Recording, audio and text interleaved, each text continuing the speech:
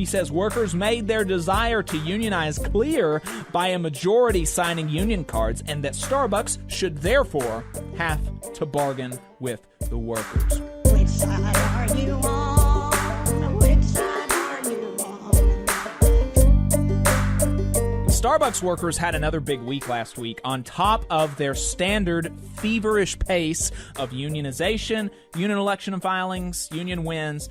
The NLRB is seeking a bargaining order, which is extremely rare. Extremely rare. That's a big deal. Yeah. You'll remember how earlier this month, the NLRB filed a complaint alleging Starbucks committed more than 200 violations of labor law in Buffalo alone. In that region alone, more than 200 violations of labor law. Let's go ahead and put that article up. From the Huffington Post, Dave Jamieson has another. It's Dave Jamieson at the Huffington Post. I mean, the Huffington Post is like kind of a weird outlet as far as sometimes they have a lot of clickbaity stuff, but Dave Jamieson consistently puts out really good content, right. Really good reporting. I have a lot of respect for him, and I follow his work quite a lot. Yeah, I really echo those sentiments. I mean, don't hold it against him that he writes for HuffPost. Yeah, I mean, you got to get a paycheck. So. Yeah, he's a legitimately good labor reporter. His work product speaks for itself, for sure. The title "Starbucks Union Busting" was so bad it forced the NLRB says it should be forced to bargain. So last week, that complaint. The complaint that was filed about a month ago, alleging more than 200 violations of labor law. Last week, that complaint was amended to include a gazelle bargaining order at one location. That location, Camp Road in Hamburg, New York, voted against unionizing by 12-8, but only after terminating 6 pro-union workers, disciplining and surveilling others, closing stores, and changing work policies.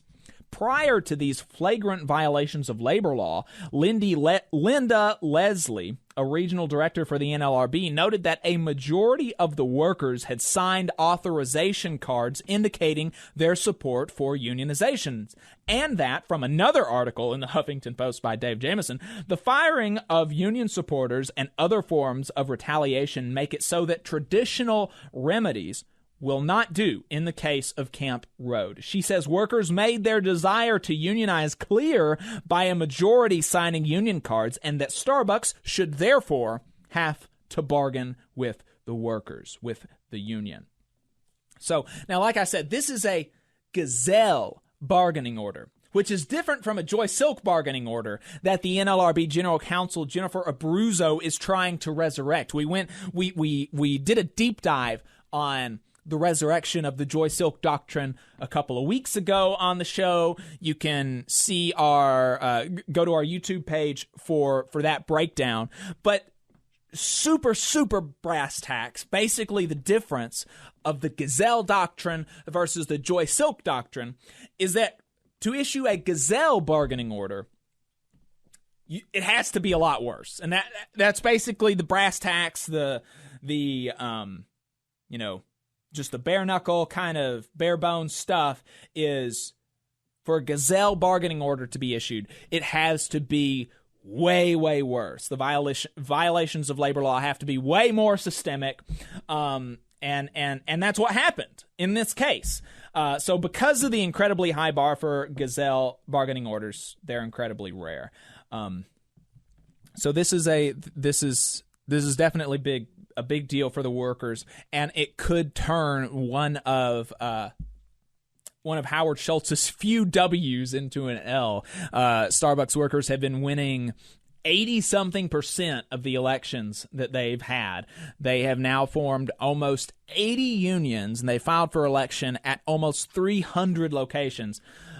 They've had something like 90 elections, and they've won about 80 of them. So This would be really great. Jameson does throw some cold water on us before we get to celebrating too much, though. He says that the complaint will be litigated before an administrative law judge who will decide whether Starbucks should have to bargain with workers at the store on Camp Road in Hamburg, New York. The process is subject to appeals and could take years. Not only that, but even just this complaint with the bargaining order took 6 months to prepare.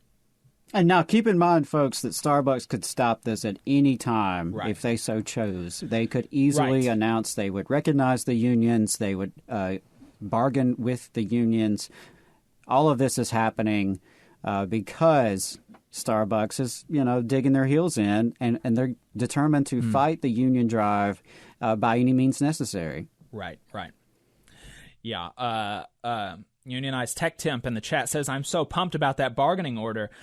Indeed, you should be, although, take it with be a little bit sober about it, even though you should be pumped. Strawn McAllen says, solidarity from South Carolina. Indeed. South Carolina Starbucks workers just won a union election last week. Eve Gussman says, I don't go to Starbucks, but if any of my local 20 Starbucks do, I will go and show my support. Indeed. That is exactly what you should do, and that is exactly what the workers are asking for you to do.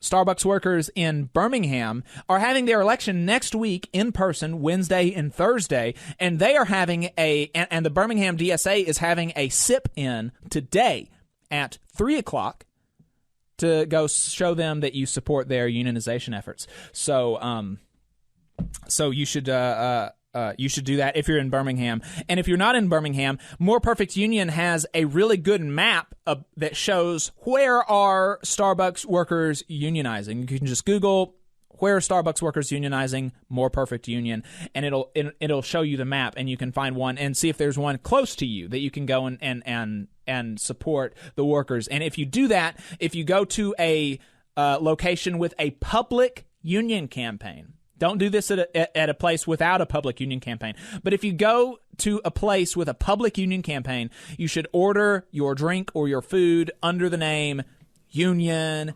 Yes, Union Strong, Solidarity, something like that.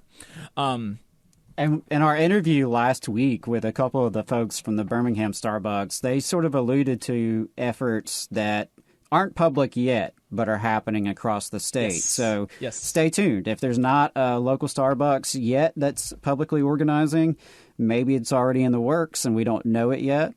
And also just be thinking if you know anyone who works at a Starbucks. Mm-hmm. It's possible that you know somebody who works at a store that hasn't organized yet, but maybe you could start having a conversation with them and see what's up. Yep. You just saw a clip from the Valley Labor Report. We are live every Saturday morning from 9:30 a.m. till 12:30 p.m. And we pride ourselves on keeping all of our content free to everybody so that we can talk to as many working folks as possible. If you support the work that we're doing, you think that it's important, you think that it's good, then consider making a monthly contribution to the project, and you can do that on our website, tvlr.fm.